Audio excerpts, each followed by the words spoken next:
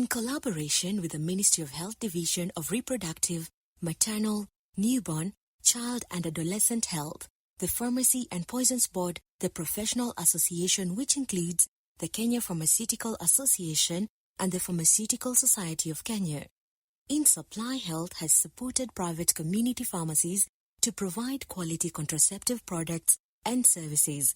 The Strengthening Pharmacy Provision of Contraceptives in Kenya Market Test Project was developed to enhance access to family planning services by leveraging the private sector, specifically community pharmacies.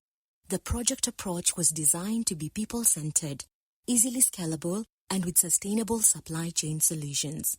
It's called Strengthening Contraceptive Provision through the pharmacy channel, purposefully because it's a unique approach that wasn't there previously. And we'd say private pharmacies do offer contraceptives. And in that case, I'd say yes, in form of condoms, emergency contraceptives, and pills. This project takes it to the next level, offering injections. So it's advanced family planning, and not just offering product, but quality service provision. Wanted to test, that's why it's called the market test, the approach, to see if really women and men would think of the pharmacy channel as an option to get quality. If it makes business sense to the pharmacies who are healthcare providers, but because it's a private establishment, they are also businesswomen and businessmen, and then to see if we can scale it up. KEMRI was in collaboration with In-Supply in their phase 1 of the market test research. We were involved in doing formative design work, looking at the needs that the pharmacy retail sector has, the challenges that they may have, and any opportunities that are available in being able to provide FP methods, including DMPASC, through this sector. We also came up with some prototypes of what these interventions could look like. They included training the pharmacies, equipping them, capacity building. It also included raising awareness that pharmacies are a viable resource for SRH information, and also just information and training videos on how women can self-inject. The private pharmacies are part of the health system, and they have their role to play. And that is why even from 2018, introducing them to give the service family planning was important. First of all, we provided them a platform to give us feedback and information, data on what they do, including a platform in the Kenya Health Information System to ensure that every service that they give in family planning space is properly captured and reported. We developed a selection criteria where we looked at the pharmacies that are registered, those that are members of the association, those that have the capacity to provide family planning, meaning they have properly established safe spaces, and they are also offering these services. And if they are not, then we can capacity build them to provide. The idea of including the pharmacy channel is very noble. In fact, the Kenyan woman and all girls of reproductive age have now had a good, let me say, an interactive health seeking behavior of moving to the community pharmacies to receive their family planning. And this is a very, very important aspect, considering there is stigma. So the impact of this market test cannot be underscored. And one of the key milestones achieved as part of this project is to get private sector manufacturers looking our way, looking at the pharmacy channel. We have social marketing organizations, but not a manufacturer who's come in and fully wanted to bring in product. Why? As I said earlier, family planning and contraceptives are mainly accessed through the public sector. As Philips Therapeutics, we will be, in a bid to continue expanding access in the pharmacy channel, we are the commercial partners who will be coming on board to provide DMPASC within the private sector. When we first started, this was a dream and an idea that we had. Can we expand family planning access through a new channel to better serve Kenyans? And there are many women, especially younger women, who would seek access through new channels. This is how we're going to expand, scale up, and get to the next level.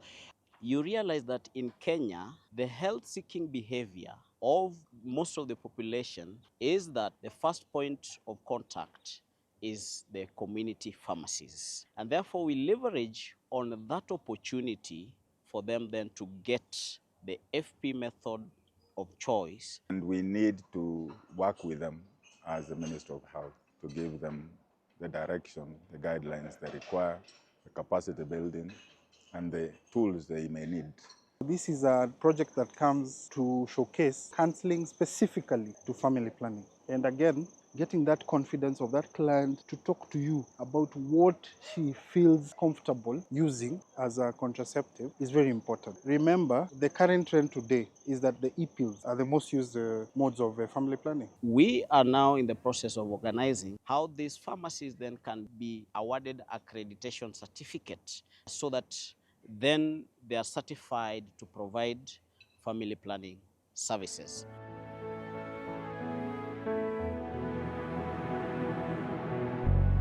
Considering I was fresh from school, I didn't know anything about family planning.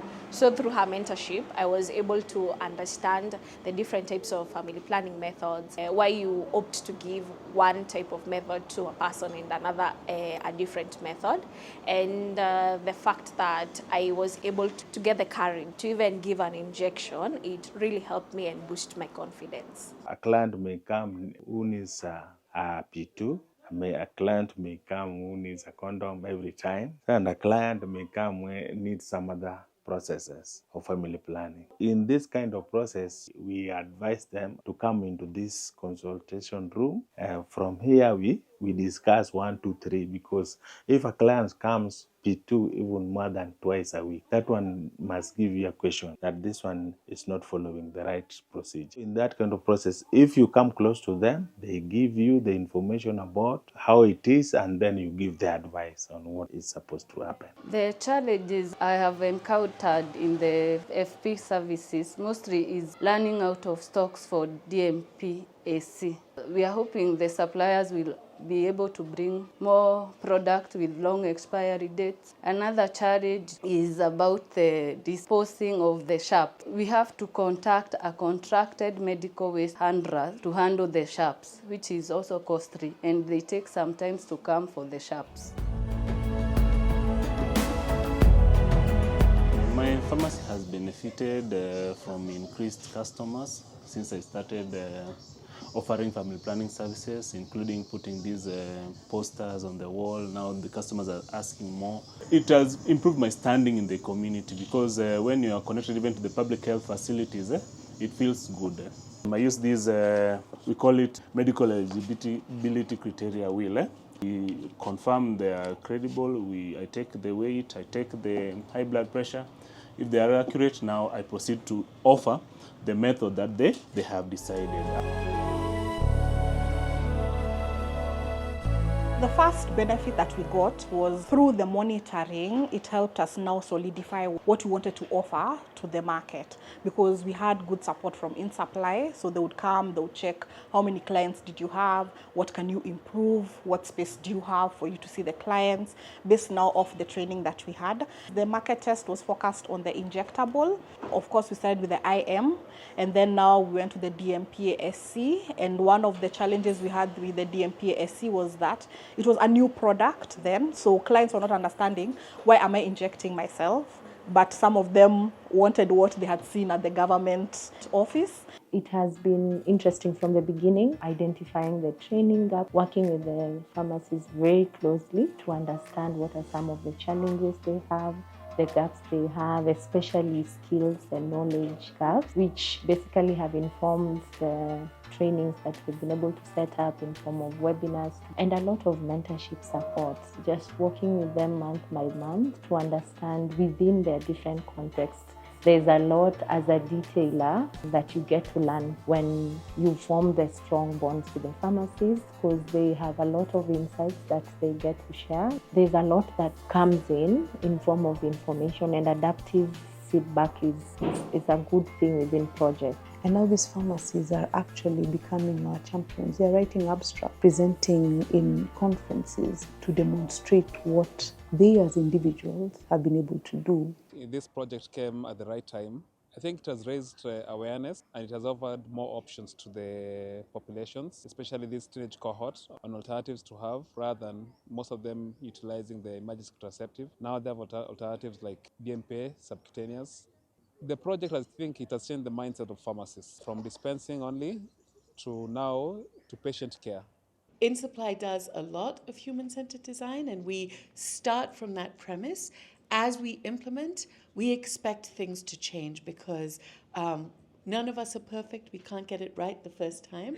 But starting with that human-centeredness helps us understand where is the problem, how can we make the solution work for people who are most affected by it. It's very good that we are now offering accredited employment services in pharmacies. I wish that the project should continue to be supported. Other people should get in so that the pharmacy profession can also grow. Seeing the team grow, seeing the kind of projects we now have, the strategic direction that we are taking between public and private, and actually being the link between the two and being able to speak in those different conversations, ultimately addressing the health outcomes and having happier communities across Africa and beyond Africa. And I think all of you in this room offer that promise and that hope to so many women to expand that market so that women in this country can access family planning and more reproductive health, self-care services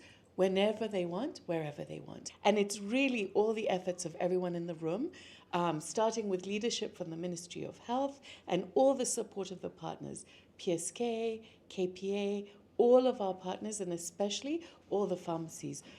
I just want to call upon everyone that collaborate on this.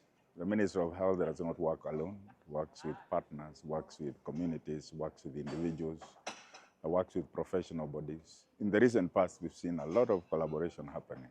These success stories clearly demonstrate how the project's components were instrumental in the mainstreaming of discrete services, provision of convenient services, and ensuring that quality family planning products are available in the private pharmacies. There is a clear need to continue and scale up efforts of gathering more data, enhancement of workforce development, and continuous performance improvement initiatives at community pharmacies.